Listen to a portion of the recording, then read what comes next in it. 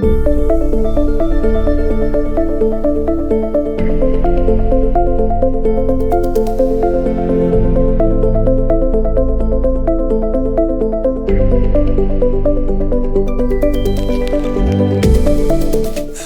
we will first really get to know our current processor, find out all the strengths and weaknesses, long-term stability and little issues that help us understanding all of our processes. In the next step, we promise to make a system with more connectivity. So the individual quantum bits or qubits couple not to just two nearest neighbors, but to more nearest neighbors. So we will develop this at some scale without making the system really larger, and then we will scale up in a double chain. We have also started to see when we throw in other degrees of freedom, resonators, in quantum terms these are harmonic oscillators, which are less flexible but which are very clean. What can we actually do with them? And we have a whole list of ideas that make this viable. So this will lead to prioritization. Ultimately we will realize all of our plans, but this big connectivity will be a main point. The criterion is always we have a very low error rate, very good coherence, and when we become bigger and more complex, it should not become worse, it should go better. So only technologies that are compatible with this will stay in the line. There will be a lot of materials improvement, but also improvements of the system around the processor going into this.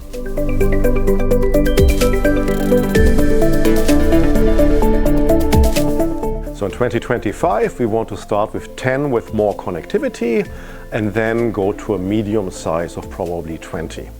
And it's important that our operation quality needs to go up still a little bit, and it needs to go up even in the worst pair of qubits. It's always pairs of qubits that are crucial. So the goal is to definitely go below 1% of error every time. Ideally to go beyond 0.5% of error and then scale up.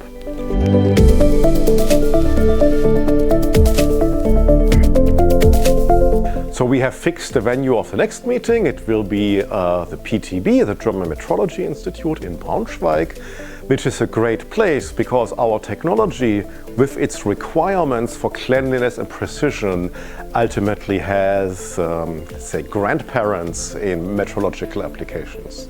For fall, we are looking into places in our partners in Saxony and Thuringia. It's not quite finalized yet, but we're currently investigating opportunities in Erfurt.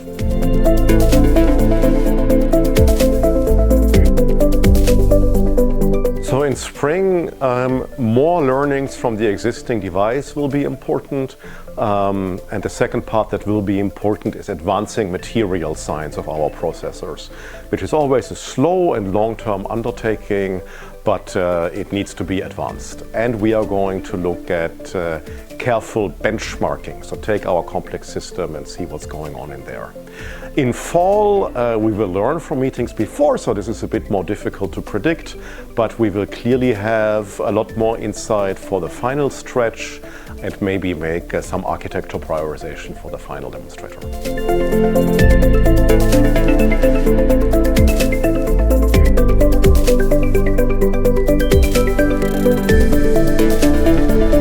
So for the International Year of Quantum, our agenda was not planned around it, but we will certainly demonstrate how well these quantum processors in relatively large systems can actually do. You should keep in mind our qubits are not single atoms, they have more like about 10 billion atoms in there. That is kind of remarkable on its own. We hope that by connecting to initiatives in outreach, that we will also have more public awareness, that we will be able to maybe discover new stakeholders who are interested in our work, and by this, jointly move forward and share the fascination that we have for our research.